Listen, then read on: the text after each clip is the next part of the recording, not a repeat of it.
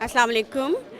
सबसे पहले तो मैं मशकूर हूँ फॉर द अपॉर्चुनिटी कि मुझे बलूचिस्तान से यहाँ पे दावत दी गई और मैंने जब अपना रिज्यूम सबमिट करवाया, जब मैं इनिशिएटिव लेती हूँ ना, तो दैट्स मीन कि बलूचिस्तान की जो ख़वातीन हैं वो मुझसे ज़्यादा एम्पावर हैं, ठीक है। और मेरा मैसेज यही जाता है कि let's empower each and other, आओ हम एक दूसरे को बाइख्तियार बनाते हैं। तो माशाल्लाह से हमें बलूचिस्तान में एक मस्बत रुझान आज के इस एरा में नज़र आता है वहाँ की ख़वातीन, और वहाँ भी हम ऐसे ही award shows time to time करवाते हैं कल्चरल डिपार्टमेंट की जानिब से, सेम सिनेरियोज़ में।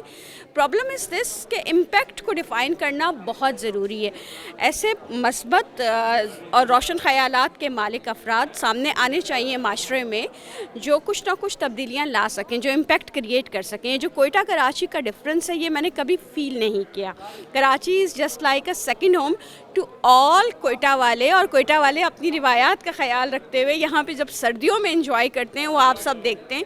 तो ये एक ब्रिज जो बनाना है ना दोनों शहरों के दरमियान, तो इस गलतफहमी को दूर करने के लिए इन हालात में मैंने सफ़र किया और साबित किया कि कोयटा की ख़वातीन जो हैं वो बाइख्तियार। बहुत शुक्रिया।